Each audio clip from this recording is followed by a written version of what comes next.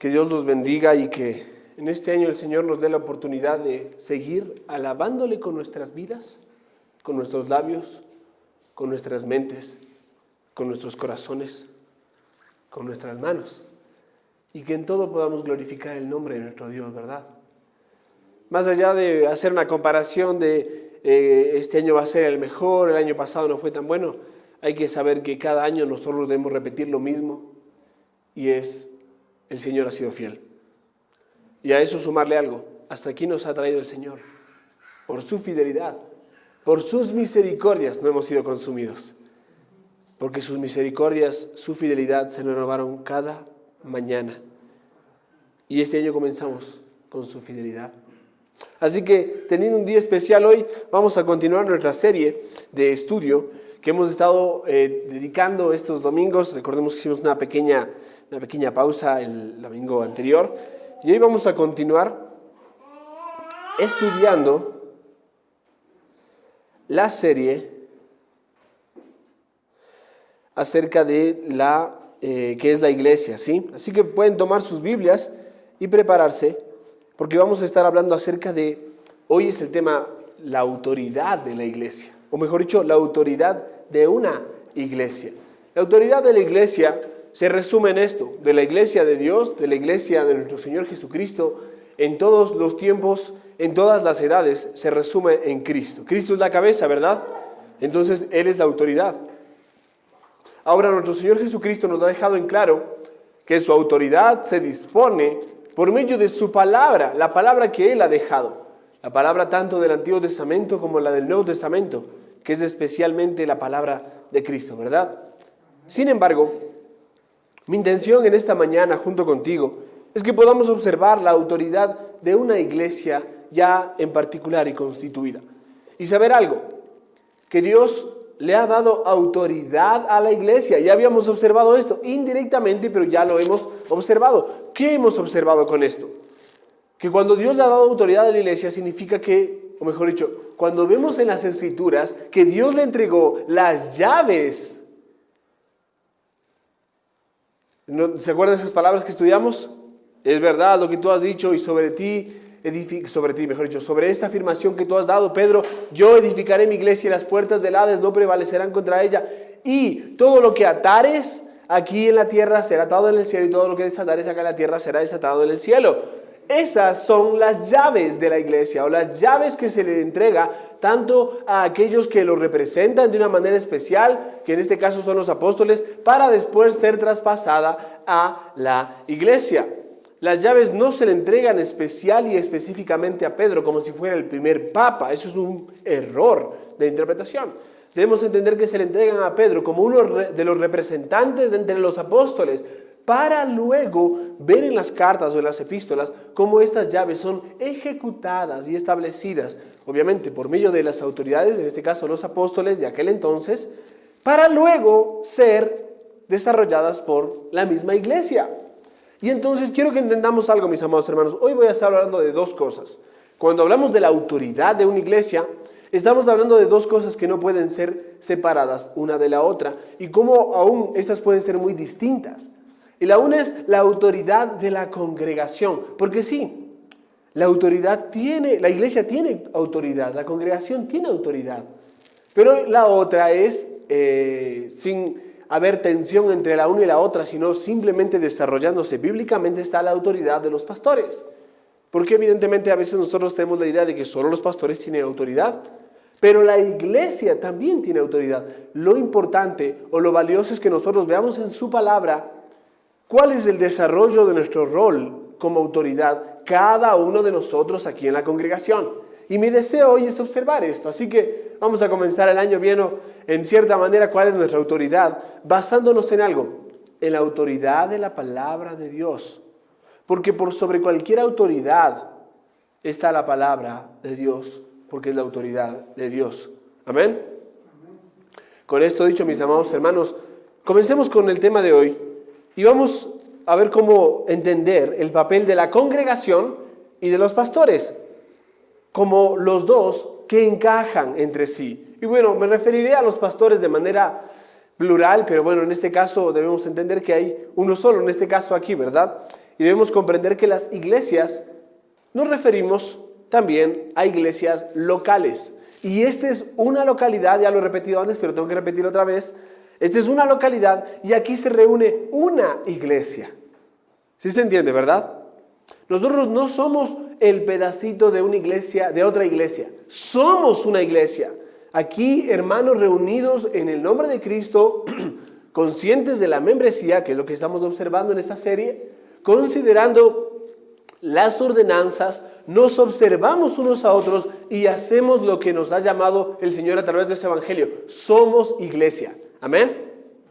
Muy bien, con esto en mente, es importante que tú entiendas el modelo de liderazgo que la Biblia describe para la iglesia.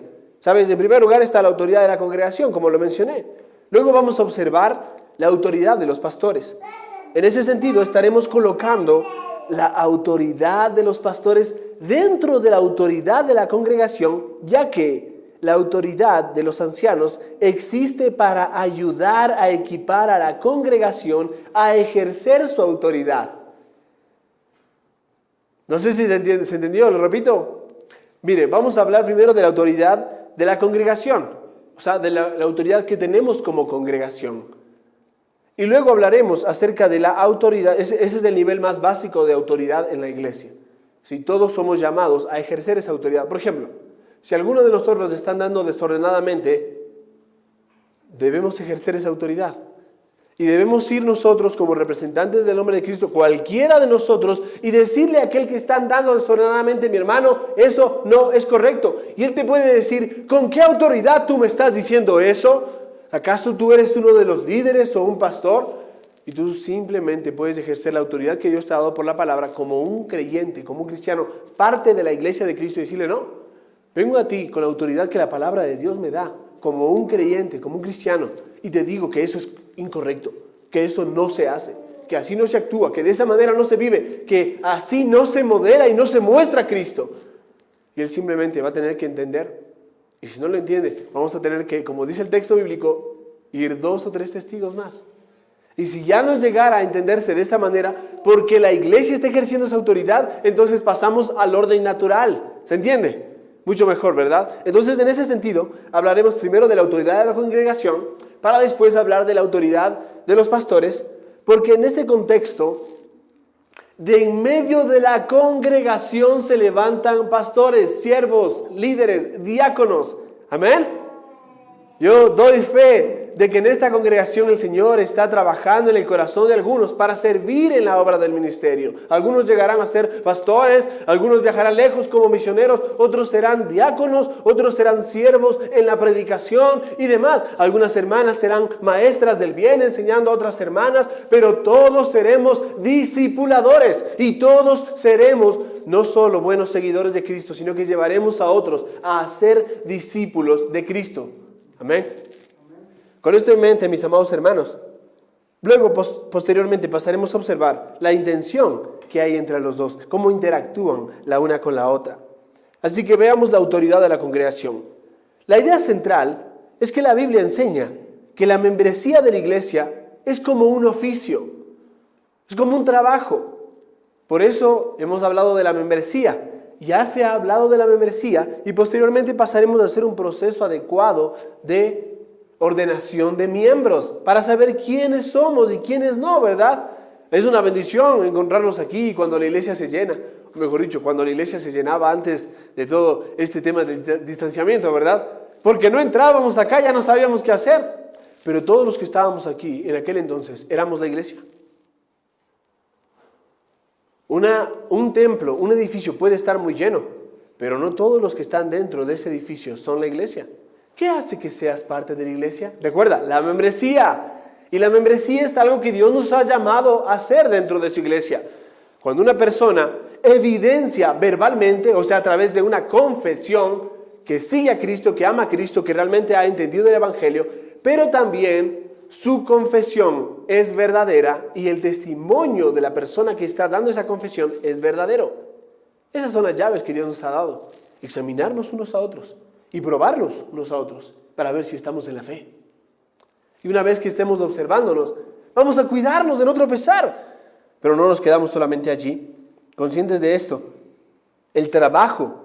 Recuerden, la membresía es como un oficio. Cuando tú llegas y tú dices, bueno, yo quiero ser miembro, tú estás asumiendo una serie de responsabilidades y privilegios maravillosos al participar de una iglesia como miembro activo, como miembro de la iglesia. Recuerda, una célula debe estar activa, moviéndose, actuando en el cuerpo, porque si la célula no actúa, ¿qué se produce en el cuerpo? Un cáncer. Cuando una célula deja de hacer lo que debe hacer, se produce un cáncer. Y este debe ser tratado a su tiempo para que no broten raíces que dañen al árbol, a la familia de Dios. Pensando en esto, el trabajo de cada uno de los miembros de la iglesia es proteger el qué y el quién del evangelio. El qué es una confesión verdadera. Si esa persona profesa verdaderamente una verdadera confesión de qué es lo que cree acerca del evangelio. Que alguien puede decir, sí, yo también sigo a Cristo. Ah, bueno, ya dijo que es cristiano. No. Porque no cualquiera que diga que es cristiano es cristiano. Recuerda, no eres cristiano solamente porque digas serlo. ¿Qué hace que seas cristiano? Una confesión clara de en quién crees, del evangelio al que crees, pero también un testimonio que manifieste que realmente crees en él. Y para eso se necesita tiempo y compartir y conocernos. Con esto en mente, es el trabajo de toda la iglesia el responder a esta pregunta. ¿Esa es una verdadera confesión respecto al evangelio? ¿Es un verdadero confesor del evangelio? Eso, allí mismo, es el corazón bíblico y la sustancia de la autoridad de la congregación. Expliquemos esto en 4 fases, en 4 puntos, ¿sí? Y cuando digo esto, el corazón mismo de la congregación o la autoridad de la congregación, o también conocido como el congregacionalismo, me refiero a que tú eres responsable de observar a la persona que está aquí. Por eso es importante la ordenación de miembros y la membresía en la iglesia. Ahora estamos enseñando esto para posteriormente durante este año hacer un curso sencillo de membresía y juntos podamos dar ese paso y decir, sí, yo quiero ser miembro. Ya hemos hablado un poquito de esto, ¿verdad? Yo quiero ser miembro oficial, asumo las responsabilidades, asumo los privilegios y quiero participar de manera activa y asumir mi oficio de miembro aquí para ejercer la autoridad que nos corresponde. Porque una vez que tú eres miembro, ¿qué haces también? El ejercicio de autoridad tiene que ver con cuidar a tu hermano. Él también es miembro, yo tengo que cuidarlo. Cuando viene alguien, tú tienes que corroborar que ese alguien entiende el evangelio. Y si dice que es creyente, manifieste verbalmente y compruebe con su vida que el evangelio es verdad en su vida. ¿Se entiende? Ya lo he repetido 2 o 3 veces más, para que se entienda. Perfecto. Así que veamos, como dije, 4 fases o 4 cosas importantes acerca de la autoridad de la congregación. La primera es que hay diferentes tipos de autoridad. Y no me refiero a la autoridad gubernamental, la autoridad política, la autoridad estatal, la autoridad policial. No estamos hablando de las autoridades externas en este caso o de instituciones ajenas a la vida de la iglesia. Quiero que sepan algo. Dios ha instituido la familia y ha colocado autoridades en la familia, ¿verdad? Él ha instituido la iglesia y Él ha colocado autoridades en la iglesia. Y Él mismo ha instituido los gobiernos y Él ha colocado las autoridades. Toda autoridad es colocada ¿por quién? Por Dios, por Dios. Entonces, pensando en esto, los pastores tienen un tipo de autoridad, la congregación tiene otro tipo de autoridad y Jesús hace responsable a cada uno de su parte. ¿Amén? Amén, muy bien.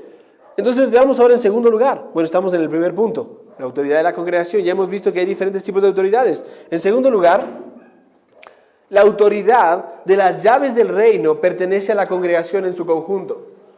O sea, las llaves del reino no son netamente algo que el pastor tiene, sino que es algo que la iglesia tiene en conjunto. Una vez que sabemos quiénes somos miembros, ¿no es cierto? Algunos nos conocemos de años, pero a veces no te ha pasado esto. A mí me ha pasado, ¿no? En el ministerio, que veo a mi hermano y veo su manera de hablar, su forma de actuar y digo, este hermano lleva casi 30 años en Cristo, en el cristianismo.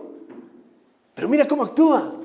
Y me acerco y le digo a mi hermano, cuide esto. Sí, pero yo ya llevo aquí 30 años. ¿Qué me van a decir a mí acerca de vivir a Cristo?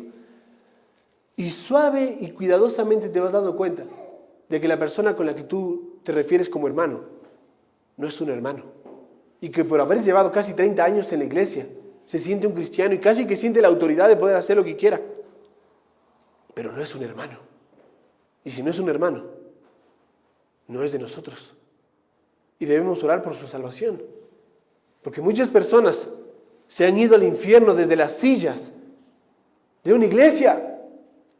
Y que Dios nos libre de irnos al infierno desde este púlpito. Que su evangelio sea predicado cada domingo en este lugar. Y el evangelio bíblico sea aquel que creamos, sigamos y vivamos, mis amados hermanos.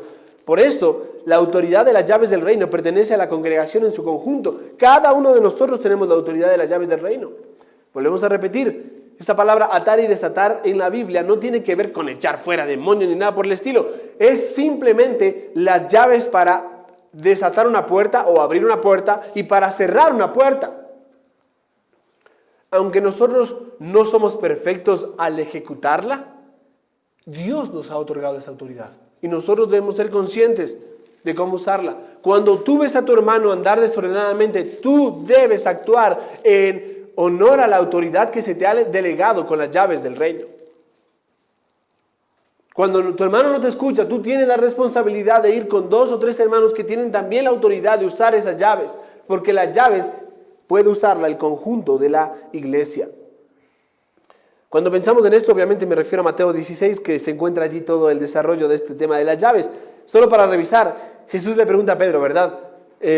¿Quién dicen ustedes que yo soy? Y Pedro dice, tú eres el Cristo, el Hijo del Dios viviente. ¿Sabes? Jesús aprueba la respuesta de Pedro y luego dice, es verdad, Pedro, lo que tú dices. Y en el verso 18 del capítulo 16 de Mateo dice, y os digo que tú eres Pedro, y sobre esta piedra edificaré mi iglesia, y las puertas del infierno no prevalecerán contra ella. Ahora, aquí está un punto importante. ¿Sobre qué piedra está edificada la iglesia de Cristo? ¿Sobre Pedro? ¿O sobre la afirmación que hizo Pedro acerca de Cristo? Sobre la afirmación, porque ¿cuál es la afirmación? Tú eres el Cristo, el Hijo del Dios viviente. Y sobre esa afirmación, sobre esa verdad, mejor dicho, está edificada la iglesia. Y entonces pasa a decir, verso 19, y te dará las llaves del reino de los cielos. Y lo que atares en la tierra quedará atado en el cielo, y lo que desatares en la tierra quedará desatado en el cielo. Jesús está interesado en un qué y en un quién. ¿Qué es una confesión correcta y quién es un confesor correcto? ¿Qué significa eso? Que como iglesia nosotros somos responsables de llamar a todos aquellos que nos congregamos en este lugar a confesar a Cristo.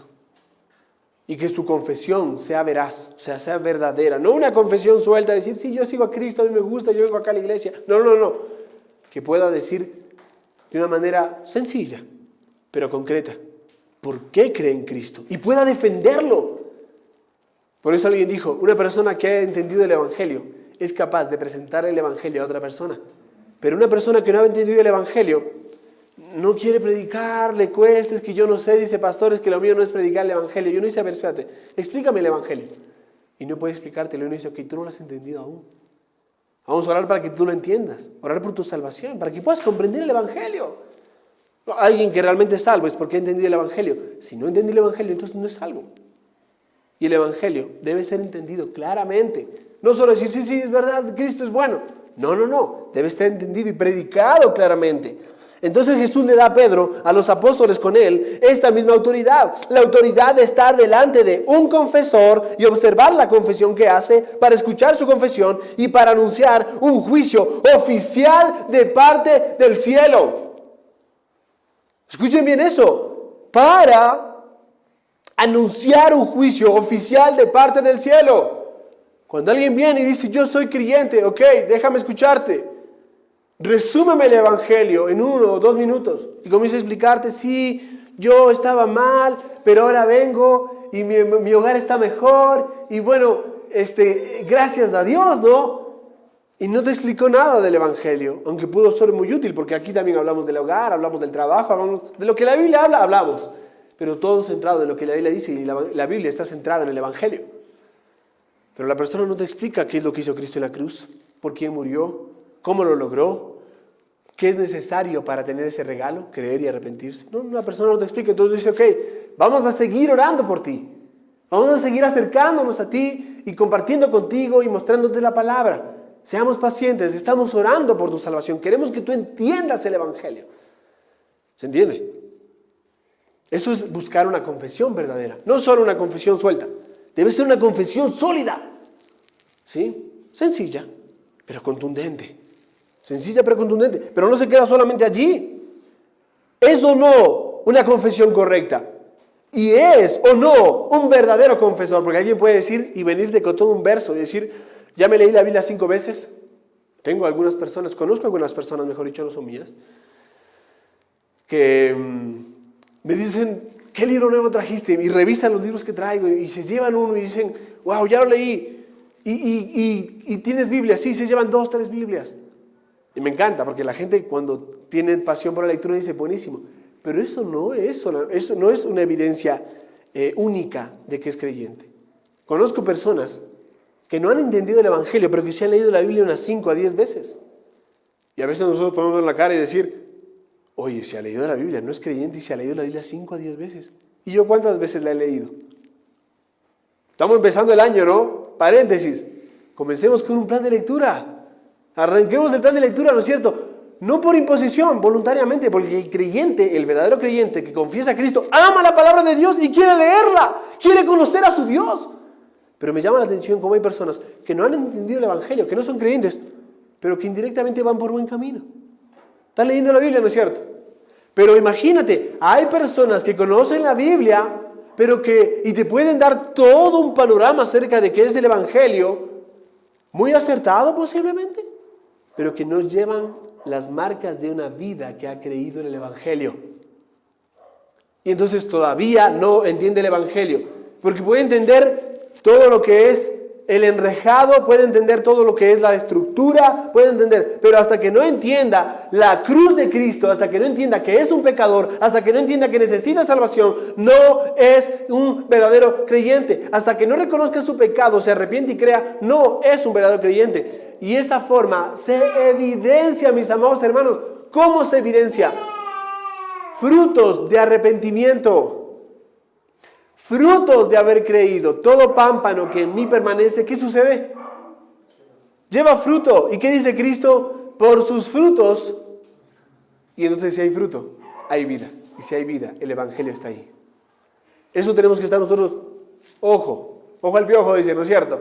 Atentos, ¿por qué? No asumir de buenas a primeras. Ah, mira, otro creyente viene porque tiene una Biblia. No porque tiene una Biblia, sea un creyente. Por ahí y se la regalaron hace un ratito. ¿No es cierto? Pero no nos quedemos con eso. Quiero que nos aseguremos de entender esto. El que está llevando estas llaves del reino tiene autoridad del cielo, no para hacer un cristiano. A ver, tú eres cristiano, tú no eres cristiano. No es autoridad. No para hacer un nuevo, sino para declarar quién es un cristiano. Ok, tu declaración manifiesta que tú verdaderamente eres un cristiano. Yo no te hago cristiano. Tu declaración y tu forma de vida evidencian y manifiestan que tú realmente estás en Cristo. Y entonces, pensando en eso, lo cual hacemos para no ser expulsados, déjame explicártelo un poco mejor, lo cual hacemos a través de el bautismo y la cena del Señor, como ya hablábamos, justamente tenemos un día especial con esto, ¿no? Avanzando, es como personas que vienen y que no tienen una ciudadanía en este país. Evidentemente ahora hay mucho de eso, ¿verdad? Que tienen que estar saliendo y volviendo otra vez para que le renuevan otra vez sus 30 días de turismo. Y entonces tienen que estar yendo y viniendo. Pero estas personas tienen la autoridad para renovar su pasaporte y declararse que son ciudadanos. Me acuerdo cuando mi pasaporte se caducó, tenía que viajar a Argentina y no tenía pasaporte, pero había una ley que me permitía viajar con mi cédula. Entonces viajé con mi cédula y no pasó nada. Pero cuando volví dije, por si acaso voy a sacar el pasaporte, porque las leyes cambian, ¿no es cierto? Los pasaportes son una autorización que te permiten a ti ir a otro país, evidenciar tu ciudadanía.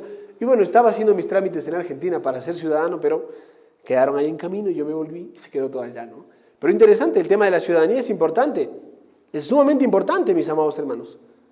Es la misma situación en cuanto a lo espiritual. nuestra ciudadanía celestial debe ser evidenciada a través de nuestras credenciales. Y nuestras credenciales espirituales son una confesión correcta y un confesor correcto que ha pasado por las ordenanzas adecuadamente. El bautismo y la cena del Señor. Tú puedes visitar una embajada. Si tu pasaporte expira pronto, para no ser expulsado del país, lo renuevas, ¿no es cierto? Entonces ahí tienes el mismo asunto con nuestra ciudadanía. Continuamente estamos observándonos para que estemos al día con nuestros papeles espirituales, por así decirlo. Un ejemplo. Si la iglesia local tiene la autoridad para vigilar el qué y el quién del evangelio, se tienen las llaves entonces. Se trata de proteger y de proclamar el evangelio. A veces por amor decimos, no, pero no importa, dejémosle nomás, ya después va. No, mis amados hermanos. Nosotros debemos ser cuidadosos con el evangelio. Muy cuidadosos. Porque andan muchos evangelios dando la vuelta por ahí, rompiendo y distorsionando la verdad. Falsos evangelios. Cuando somos bautizados en el nombre de Cristo, como dice Mateo 28, te haces responsable por toda la familia de Dios. Esta responsabilidad es igualada por una autoridad. Donde 2 o 3 están reunidos en el nombre de Cristo, ¿quién está allí? Dios mismo. 2 o 3, ¿quiénes? Verdaderos creyentes, confesores, para ejercer las llaves, por ejemplo, a través de la disciplina de la iglesia. Ahí está Cristo. Su reputación y autoridad están detrás de su ejercicio de las llaves. En tercer lugar, la membresía de la iglesia, por lo tanto, entonces es un oficio, es un trabajo, mis amados hermanos, porque tiene 2 cosas en particular. En primero, responsabilidad de trabajo, te lleva a ti a tener responsabilidad de trabajo. Ayudar a preservar el evangelio es tu tarea y mi tarea. A todo el que quiera unirse a esta iglesia, debemos decirle, tú como miembro ordinario de esta iglesia y habiendo sido bautizado como cristiano, eres responsable de proteger y de preservar el evangelio. Pero en segundo lugar, la responsabilidad de trabajo también está ayudar a aprobar a los ciudadanos del evangelio. Cada miembro de la iglesia es responsable de proteger y de preservar el evangelio al aprobar o descartar ciudadanos del evangelio. Cuando nosotros decimos, por ejemplo, un ejemplo, ¿no? Pero cuando llegue su tiempo, cuando ya cada uno de nosotros haya pasado el curso de membresía, bíblicamente, cuando ya estemos listos para la ordenación, y imaginemos que un gran número de los que estamos aquí hoy firma la membresía evidenciando que es creyente a través de una confesión, a través de las ordenanzas, habiéndose bautizado, participando de la cena. Entonces, esta persona se hace miembro, parte de la iglesia de Cristo. Ahora tu tarea, mi amado hermano, es proteger el evangelio, pero también proteger el evangelio al aprobar o descartar a algún ciudadano del evangelio y no verlo de manera, como dicen, de la vista gorda, sino ver objetivamente. Y cuando viene alguien, tú ser el primero, no en proteger el evangelio diciéndole, no, tú no eres bienvenido. Fuera, no. Sino tú ser el primero en acercarte y decirle, bienvenido. Permíteme compartir contigo este folleto. ¿Tienes una Biblia? ¿De dónde vienes? Permíteme compartir contigo este mensaje rápidamente. Predicando el evangelio. Predicando el evangelio, porque nuestra tarea es ir y hacer discípulos de todas las naciones. En cuarto lugar, la iglesia tiene los oficios de autoridad en la disciplina y la membresía. Y también en la doctrina y el liderazgo. La iglesia tiene los oficios, o mejor dicho, el oficio de autoridad en la disciplina, en la membresía, en la doctrina y en el liderazgo. Mira eso. Hay bastante autoridad acá, ¿verdad? Bueno, mis amados hermanos, digo liderazgo porque de en medio de la iglesia se levantan siervos y líderes. Evidentemente la palabra siervo es una implicación de líder, porque el servicio al que nos llama Cristo es un servicio no de jefe, sino de líder. Alguien que guía a otros a través del servicio. Pero también hablamos de doctrina, y esto es cuidar la sana doctrina, cuidar el evangelio, cuidar la verdad, cuidar la palabra de Dios que es predicada continuamente. De ahí que el predicador no debe ser el único que se prepara para la palabra de Dios. Cada uno de nosotros debe prepararse para predicar la palabra de Dios de manera fiel. Pero constantemente tú debes prepararte para recibir la palabra de Dios predicada. Yo pregunto, ¿cuántos de nosotros nos preparamos para recibir el mensaje de hoy? durante la semana: Señor, te pido porque va a predicar la palabra del Señor, úsalo. En medio de la semana: Señor, permíteme estar atento a lo que se va a enseñar ese día. Cuando estás acá con tu lápiz y ¿traes lápiz? ¿Traes papel? ¿Tomas nota del sermón? ¿Cuántas veces tú te preparas para recibir el mensaje?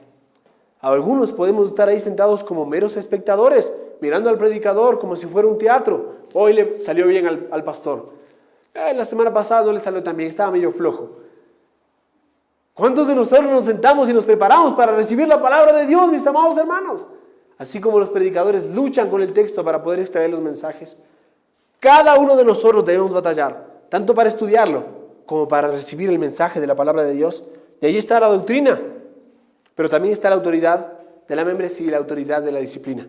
Nosotros somos responsables de cuidar a los miembros y también de disciplinarnos unos a otros para andar según lo que Cristo nos ha llamado a hacer. Paso rápidamente, por causa del tiempo, evidentemente, a mi segunda parte, y la segunda parte es la autoridad de los pastores. Y aquí voy a pasar de una manera sencilla, no exhaustiva como lo he hecho en toda la serie, porque es una serie simple. Después me gustaría comenzar con eclesiología profunda, pero partamos de lo básico, ¿verdad? Pero en esta serie vamos a hablar ahora acerca de la autoridad de los pastores. Si esa es la autoridad de la congregación, ¿cómo encaja la autoridad de los ancianos dentro de ella, los pastores? Bueno, recuerda que dije que hay dos tipos de autoridad, ¿verdad? La iglesia como autoridad de las llaves. Los ancianos tienen la autoridad de la enseñanza y de la supervisión. ¿Entienden eso? La enseñanza y la supervisión. Pablo en Hechos capítulo 20 dice: el Espíritu Santo os ha puesto por obispos. La palabra obispo es la palabra sobreveedor o supervisor. Significa alguien que mira por encima, como cuando el pastor está en una colina y mira el rebaño para abajo y dice: 1, 2, 3, 4, 5, 6. Ahí están todas. A ver, ahí está el lobo. Me voy a acercar. Lo voy a atrapar antes de que se me lleven oveja. A ver, tengo una que está herida. ¿Notan? Tiene ahí el ejercicio de la autoridad. ¿Cuáles son? La enseñanza y la supervisión. La vara y el callado, dice, ¿no es cierto? Para disciplinar con amor y para traer y instruir y cuidar y proteger. Pablo en Tito 1 dice que un anciano debe exhortar con sana enseñanza y convencer a los que contradicen. Tito 1:9. El autor de Hebreos dice: obedeced a vuestros pastores y sujetaos a ellos, porque ellos velan por vuestras almas. Entonces estamos hablando de que los pastores tienen autoridad delegada por Dios. Ninguno de nosotros tiene autoridad en sí mismo. Ni la congregación como un todo, ni los pastores. No es que yo vengo acá y digo: mis hermanos, como yo soy autoridad, vamos a hacer así. No. Todos nosotros tenemos autoridad delegada por la palabra de Dios. Ninguno de nosotros ejerce su autoridad como si fuera un tirano o un dominante acá, sino por lo que Dios nos ha ordenado que debemos hacer en su palabra. Mi autoridad, ¿saben a cuál se limita? A lo que la palabra de Dios dice. Aquí están mis límites. Yo no puedo decirle a ustedes: mis hermanos tienen que peinarse de este lado para venir a la iglesia. No tiene sentido, ¿verdad? No es mi autoridad esa. Que te enseñe tu mami, tu papá a peinarte, ¿no es cierto? Mis hermanos tienen que venir de esta manera, hechos el bigote. No es autoridad, ahí no está mi. Puedo dar consejos bíblicos, pero también tengo que ejercer por lo que se enseña bíblicamente. Conscientes de esto significa que los pastores utilizan su autoridad de la enseñanza y de la supervisión para dirigir a la iglesia en el uso de las llaves de manera adecuada. Por ejemplo, cuando enseñamos la palabra de Dios y tú dices: el pastor está dando una serie acerca de qué es la iglesia, y de esta manera observamos quiénes son verdaderamente cristianos. Ahora puedo yo ejercer correctamente las llaves. Ahora sé a quién yo puedo acercarme y decirle: mi hermano, ustedes están dando incorrectamente. Ahora me puedo acercar a este hermano y decirle: mi hermano, siga adelante, estoy orando por usted. No baje los brazos. Su testimonio de Cristo es evidente a todos. Siga adelante. ¿Notas? Estamos ejercitando las llaves.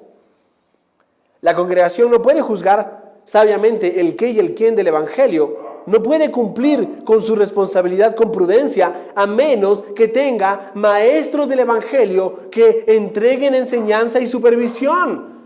Si no se enseña la palabra de Dios aquí regularmente, de una manera nutritiva, balanceada, yo pregunto: ¿La iglesia está equipada para poder ejercer las llaves?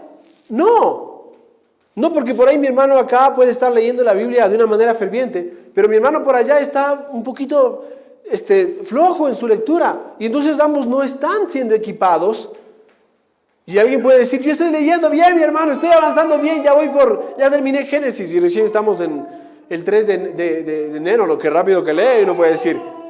Pero decir, mi hermano, ¿está entendiendo lo que lee? No entiendo nada, pero estoy leyendo. No está por mal camino, pero está por camino empedrado, peligroso, ¿no es cierto? Si no entiende lo que lee, entonces ¿cómo va a sacar las riquezas de la palabra de Dios? De ahí que sea necesario lo que Dios ha dado a la iglesia. Pastores, maestros, ¿verdad? Es lo que Él ha entregado a la iglesia. Y es lo que la iglesia debe emplear para que la iglesia sepa el qué y el quién del evangelio. La iglesia necesita pastores para hacer su trabajo. De ahí, mis amados hermanos, que cuando una iglesia ya tiene un pastor, no debe dejar de orar para que el Señor siga enviando obreros a su mies. Amén. Necesitan pastores para guiarlos en el ejercicio de las llaves. Y entonces la pregunta es, ¿cómo los pastores hacen esto? ¿Cómo los pastores pueden guiar a la iglesia en el ejercicio de las llaves? Bueno, en primer lugar, el ministerio de la palabra de Dios. El ministerio de la palabra de Dios. Tú puedes leer Hechos capítulo 6 en una discusión que hubo entre varias personas. Los ancianos estaban, los apóstoles en este caso, que en este caso eran los líderes de inicio de la iglesia, el fundamento, ¿verdad? Que establecieron el fundamento de la iglesia. Estaban ahí luchando porque había discusión por el servicio de las mesas y había preferencias y demás. Y entonces los apóstoles dijeron, nosotros no podemos descuidar algo. ¿Qué no pueden descuidar los apóstoles y por ende la autoridad o los líderes en la iglesia, en este caso los pastores? La palabra de Dios y la oración. Son dos cosas. Y entonces ellos dijeron, bueno, busquemos varones de buen testimonio y una serie de características que evidencian vida espiritual y vida madura. Que sirvan las mesas. Yo no dice, pero solo es para servir las mesas. Sí, pero aún ese servicio debe ser hecho por personas adecuadas, de buen testimonio, que den ejemplo.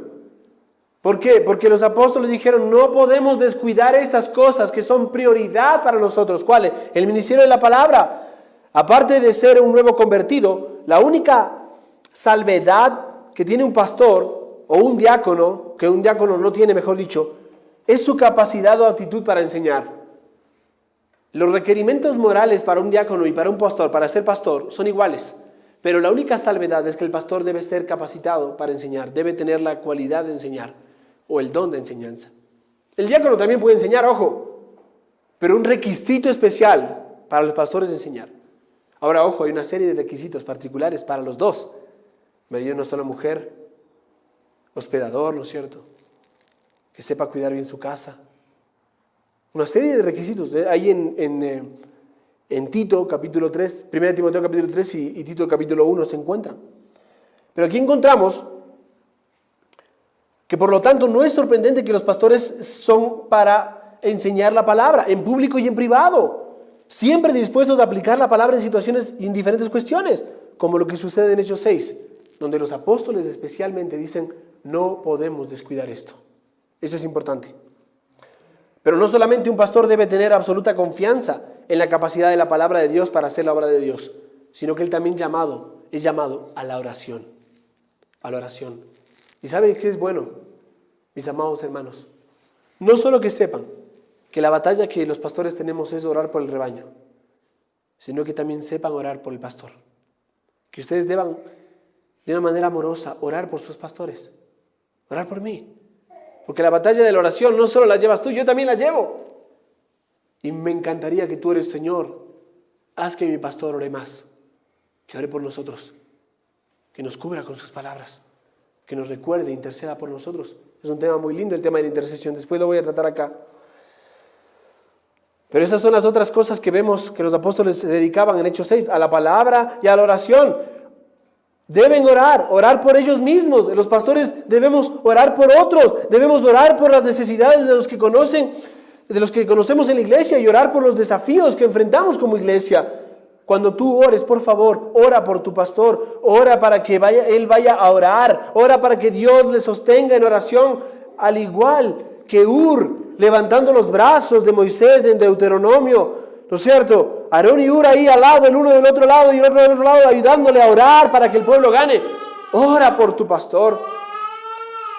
En tercer lugar, está también el ministerio de reunir y de proteger. De reunir y de proteger. Y esto implica el hecho de reunirnos. La semana que viene vamos a estar hablando del tema de la reunión de la iglesia, cómo y cuándo reunirnos.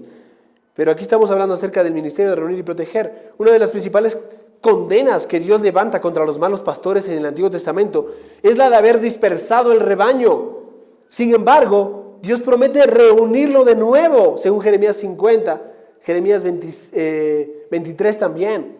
Pero efectivamente Jesús es el buen pastor cuya voz y las ovejas escuchan esa voz y lo siguen. Él es quien las reúne. Hoy en la mañana nomás llamaba a mi hermano Fausto, ahí rápido una llamada flash. Hermano Fausto, le encarezco delante de Dios y del Señor Jesucristo que comience el culto en esta mañana. Tuve un contratiempo, comience nomás. Reunámonos, bien, un llamado a reunirnos, a congregarnos. Y entonces estamos aquí hoy, haciéndolo. Debemos cuidarnos unos a otros. El pastor no solo debe reunir, sino proteger. El pastor deja a las 99 ovejas porque están seguras y están bien y busca a aquella que se ha perdido y se ha ido por el mal camino. Y luego le dice a su padre que no ha perdido ninguna de las ovejas que el padre le había dado. ¿Quién es este? Cristo es el pastor. Él es el príncipe de los pastores, amados hermanos. Y el trabajo de un pastor es ser un pastor bajo la tutela del buen pastor. Oh, mis amados hermanos, quiero que sepan algo. Que antes de yo ser un pastor aquí, soy una oveja bajo el pastorado de Cristo. Y doy gracias al Señor, porque mi tarea en esta congregación, aunque es pastoral, tiene que ver más con misión, con capacitar a los santos para la obra del ministerio, y que no estoy solo.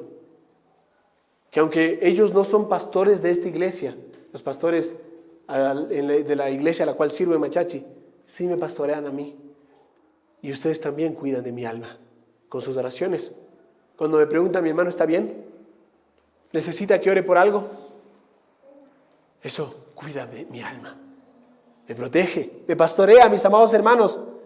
Pablo les dice a los ancianos en el libro de los Hechos, capítulo 20, verso 28, tened cuidado primero de vosotros mismos y después de todo el rebaño en que el Espíritu Santo os ha puesto por obispos.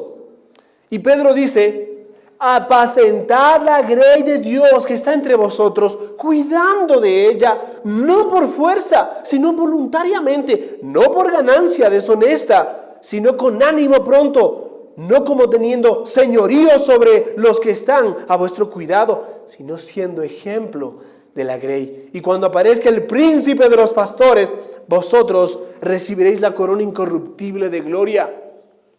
¿Notan aquí este llamado a cuidar, a proteger, a reunir?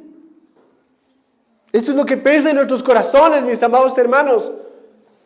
No es rutina solamente, es pensar durante la semana, ¿cómo estará mi hermano? ¿Cómo estará esta familia? Y llamar, y contactar, y buscar. Y encontrarnos a veces con calamidades difíciles de llevar en el corazón.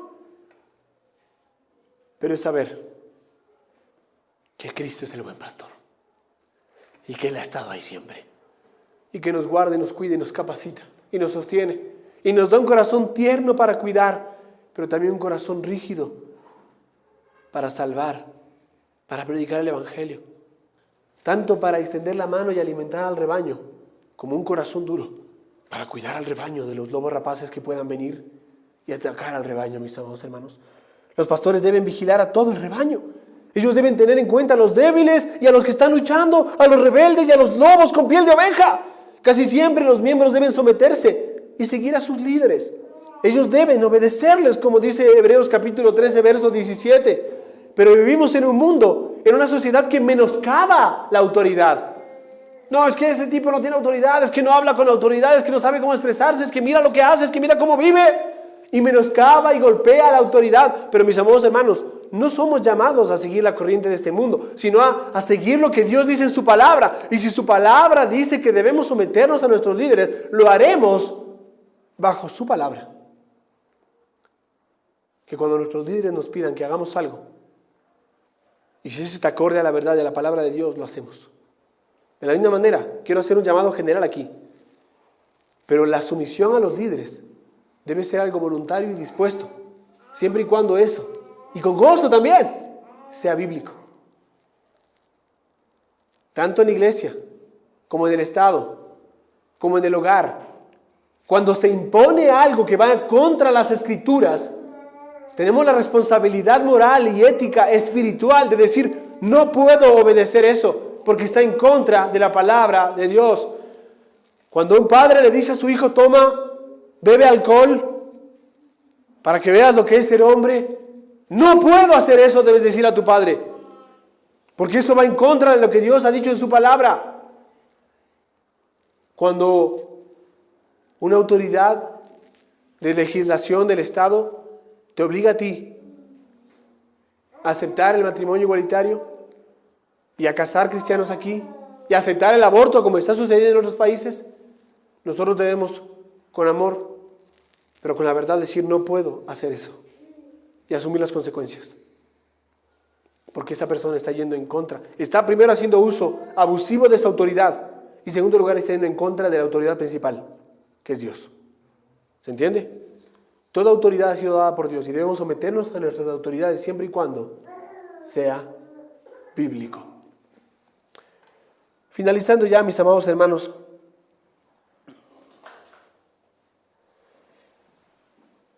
debemos obedecer a nuestras autoridades, seguir su ejemplo. Los pastores están aquí para equipar mediante la palabra, la oración, la protección y para hacer el trabajo del ministerio y ser fieles a Jesucristo. Finalmente, ¿cómo encajan esto con lo otro, no es cierto? ¿Cómo encaja la autoridad de la iglesia con la autoridad del pastor? Bueno, de acuerdo. Así que, una última pregunta. ¿Cómo la autoridad de los ancianos encaja con la autoridad de la congregación? Creo que es un buen lugar para comenzar. Es con la descripción que Pablo da en el libro de Efesios, en la carta a los Efesios, acerca del ministerio que da. Y esta es la palabra que Pablo escribe comenzando en el verso 11. Efesios capítulo 4, verso 11 dice: y él mismo, Cristo, constituyó a unos apóstoles, a otros profetas, a otros evangelistas, a otros pastores y maestros. ¿A fin de qué? ¿Por qué Dios estableció líderes en la congregación? ¿Con qué propósito? A fin de perfeccionar a los santos para la obra del ministerio, para la edificación del cuerpo de Cristo, hasta que todos lleguen a la unidad de la fe y del conocimiento del Hijo de Dios, a un varón perfecto, a la medida de la estatura de la plenitud de Cristo. Y el texto continúa. Pero notarán que aquí hay mucha responsabilidad sobre los pastores, ¿verdad? ¿Cuál es la tarea de un pastor? Perfeccionar a los santos.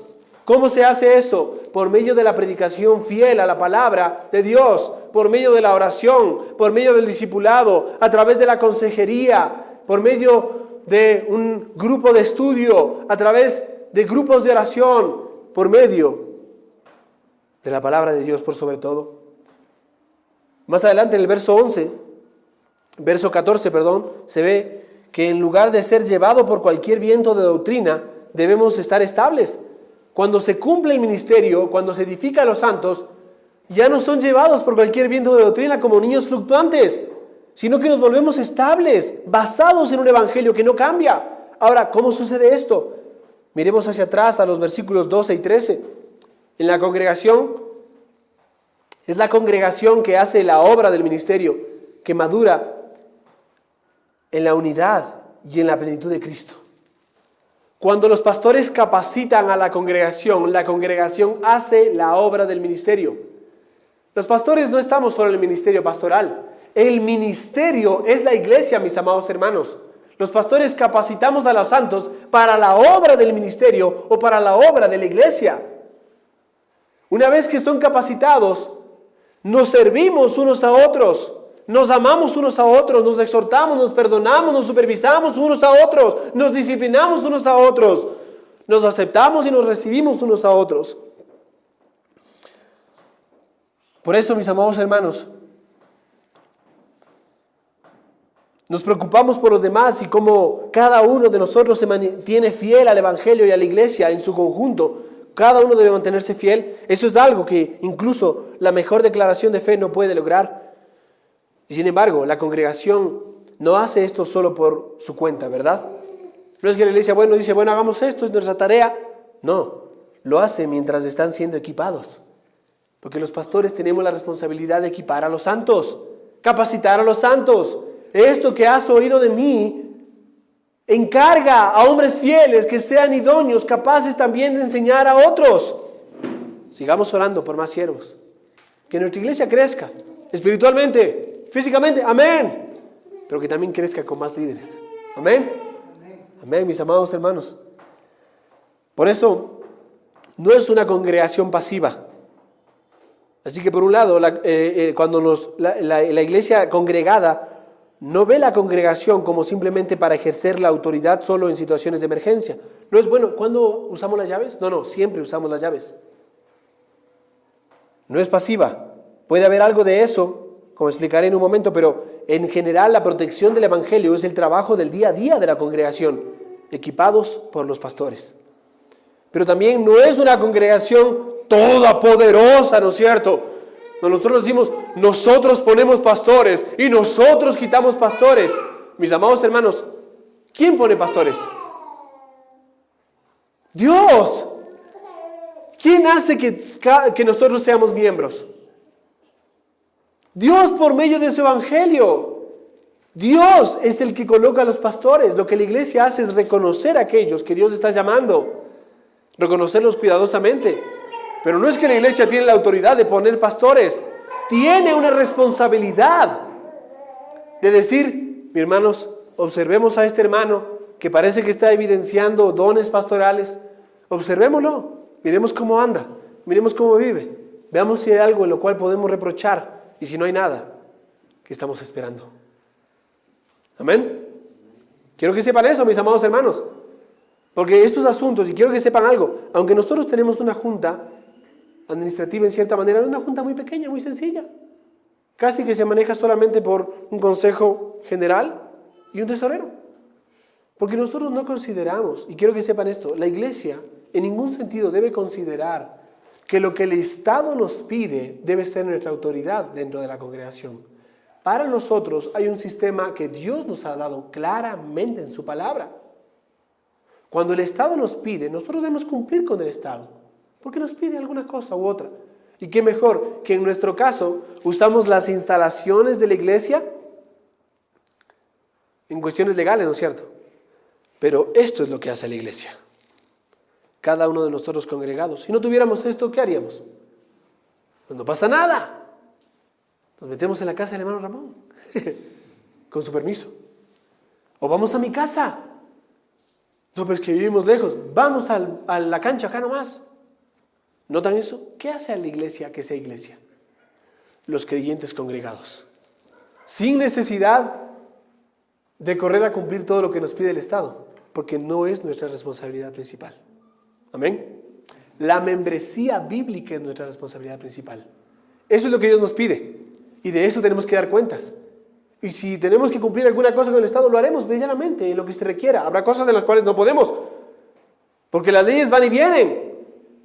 Y el hecho de que algunas cosas sean legales no significa que sean correctas. Siempre examinemos eso, mis amados hermanos.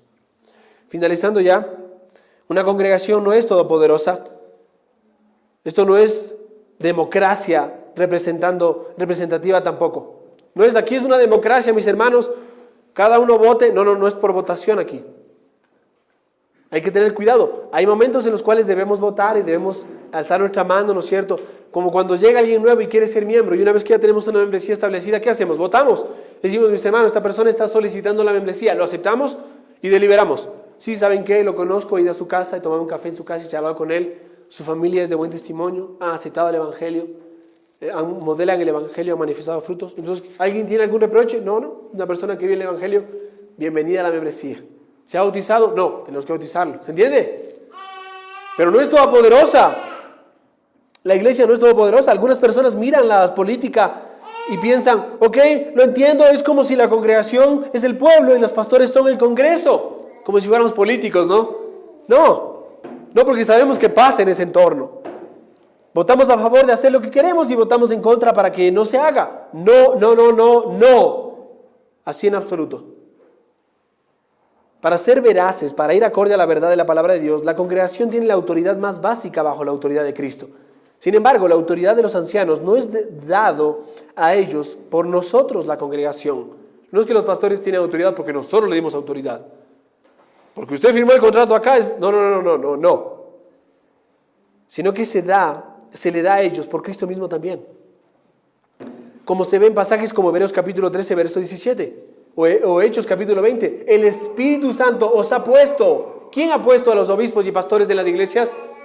El Espíritu Santo, mis amados hermanos. Y los ancianos deben utilizar su autoridad para ayudarnos a la congregación a ejercer nuestra autoridad. Concluyendo, este es el objetivo de la iglesia y este es el objetivo de los pastores dentro de la iglesia. Y más, en última instancia, es la meta de toda nuestra congregación, el ser equipados por los pastores para cuidarnos unos a otros hasta el borde del río y gozar de la recompensa que se espera en la eternidad. Amén. Mis amados hermanos, que el Señor nos dé su gracia para ser ovejas fieles a Cristo y para que los pastores podamos seguir siendo fieles. Nunca bajemos los brazos y seamos protegidos aún por ustedes, porque ustedes también pueden orar por nosotros y cuidarnos. Amén. Que el Señor nos dé la gracia para ejercer la autoridad que Él nos ha dado y no ejercerla de manera equivocada, sino que como congregación y como pastor podamos ejercer correctamente su autoridad. Oremos, mis hermanos. Padre Santo, gracias por tu palabra. Te alabamos y te adoramos en esta mañana y te pedimos, Señor, que seas exaltado en medio nuestro. Te rogamos, Señor, que reciba la alabanza de nuestros labios. Y después de haber estudiado tu palabra, Señor, que podamos poner en práctica aquello que hemos aprendido. Danos luz. Permítenos entender más tu verdad, aquella revelación que ya nos has dado, Señor. Y oramos porque la salvación de aquellos que están aquí y aún, mi Señor, están dudando, sea afirmada, sea confirmada por medio del Evangelio y la fe en Cristo. A ti sea la gloria. En Cristo Jesús. Amén y amén.